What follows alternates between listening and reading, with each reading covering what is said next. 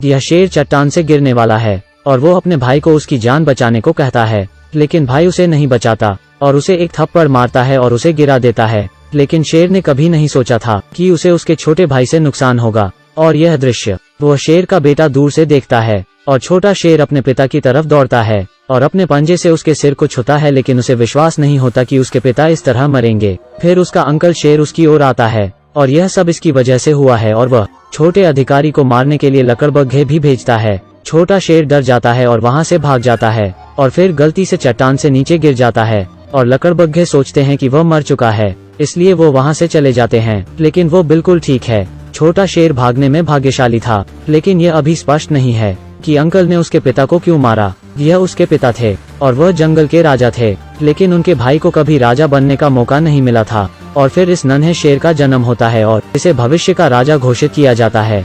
लेकिन यह भाई को परेशान करता है, तो यह सिम्बा को खतरनाक जगहों पर ले जाता है और उसे खतरनाक जानवरों के बीच छोड़ देता है और आकार राजा को स्थिति के बारे में बताता है और फिर राजा को मारने का मौका लेता है, क्योंकि शेरों की शान का कोई नेता नहीं होता। भाई सफलतापूर्वक बॉस बन जाता है। अन्य शेर उसके राज के तहत केवल उसकी आज्ञा का पालन करते हैं। लेकिन इस समय नन्हा सिम्बा दूर एक रेगिस्तान में खो जाता है, लेकिन अब यह थक गया है और बहुत भूखा है। वो इसे और बर्दाश्त नहीं पाता और गिर जाता है। लेकिन पंछियों का एक समूह वहाँ आता है और अपने भोजन को देखकर खुश होता है। लेकिन एक जंगली सुअर कहीं से भाग आता है और सभी पंछियों को वहाँ से भागा देता है और जंगली सुअर उसे ठीक पाते हैं और उसे घर ले जाते हैं। और यहाँ के जानवर बहुत ही मिलनसार हैं और वो सभी कीड़े खाते हैं। सिम्बा के पास कीड़े खाने के अलावा कोई चारा नहीं था और समय गुजर जाता है। यह धीरे धीरे एक बड़े शेर में बदल जाता है और सुअर उसका एक अच्छा भाई बन जाता है। लेकिन अप्रत्याशित रूप से एक हादसा होता है। अचानक एक शेर दौड़कर आता है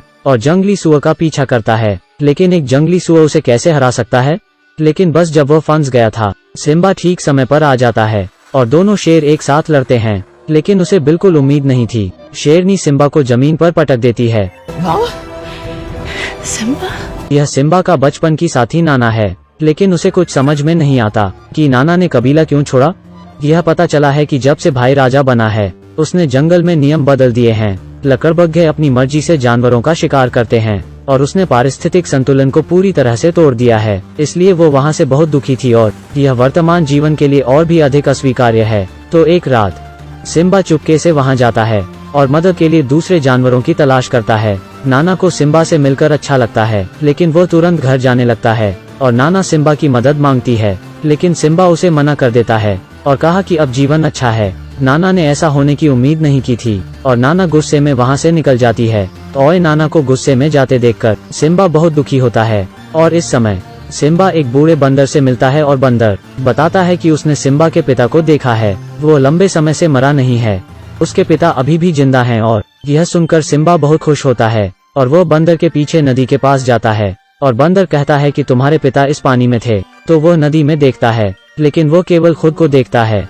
अचानक उसे समझ में आया कि बंदर का क्या मतलब है और वो आगे के रास्ते के बारे में अधिक जानता है। इसलिए सिंहासन वापस लेने के लिए घर जाने का फैसला करता है। और जब पता चला तो नाना बहुत खुश होती है और जंगली सुअर भी अपने भाई के साथ दौड़ पड़ता है और उसके साथ चलता है। फिर सिम्बा अपने पूर्व घर की ओर चलता है और जिन जीवों को जख्मों से नुकसान हुआ है वो उनकी मदद करने की ठान लेता है। लेकिन शेरों ने सिम्बा को कभी स्वीकार नहीं किया, तो राजा उसे मारने की कोशिश करता है और अपनी स्थिति मजबूत करने के लिए। और इस समय आसमान से एक गर्जना सुनती है और राज बहुत डर जाता है। पता चला कि सिम्बा ठीक समय पर आ जाता है। वो एक तूफान की तरह आता है, लेकिन किसी को उम्मीद नहीं थी कि राजा की पुरानी कहानी फिर से सामने आएगी। और सिम्बा राजा से लड़ने की तैयारी करता है, लेकिन राजा उसे चट्टान के किनारे से गिराने का अवसर लेता है। लेकिन उसे अपने पिता की याद आती है और राजा उसे सब सच बताता है। और यह सुनकर सिम्बा को बहुत गुस्सा आता है और वो ऊपर कूद जाता है। देखते ही देखते लकड़बग्घों ने उस पर भी हमला कर दिया और अन्य शेर भी युद्ध में शामिल होते हैं। किसने सोचा होगा कि युद्ध इतना भयानक होगा? जाहिर है कि यहाँ शेर थोड़े फंस जाते हैं। तभी जंगली सुअर बचाव के लिए आता है और अपने दांतों के साथ हमला करता है और तुरंत स्थिति को ठीक कर देता है। और तभी राजा वहाँ से भाग जाता है, लेकिन सिम्बा उसे देख लेता है और राजा का भागकर पीछा करता है और उसे पकड़ने की कोशिश करता है। सिम्बा जानता है कि उसका कोई मुकाबला नहीं है, तो राजा उसे फंसाने की कोशिश करता है। Simba, you wouldn't kill your only uncle? राजा को उम्मीद नहीं थी कि सिम्बा नर्म दिल का होगा और वो राजा को भागने देता है, क्योंकि शायद उसके दिल में उसके चाचा के लिए यह आखिरी माफी है। लेकिन उसे उम्मीद नहीं थी कि कपटी और चालाक राजा उस पर हमला करेगा। लेकिन इस बार सिम्बा नर्म नहीं है और वो चाचा को उठाकर फेंक देता है और उसे चट्टान पर लटका देता है। लेकिन राजा उसे पकड़ लेता है, लेकिन वो सीधे चट्टान से नीचे गिरता है, लेकिन वो मरता नहीं है। लेकिन नीचे उस पर लकड़बग्घा द्वारा हमला किया जाता है और सिम्बा बना नया लायन किंग बनता है और उसकी अपनी बेटी होती है। और इसके प्रबंधन के तहत फूल, पौधे और जानवर भी खुश होते हैं। और यह फिल्म हमें बताती है कि गलतियां करना वास्तव में डरावना नहीं है। डरावनी बात यह है कि हम इसका सामना करने की हिम्मत नहीं करते हैं और आगे बढ़ना नहीं सीखते हैं।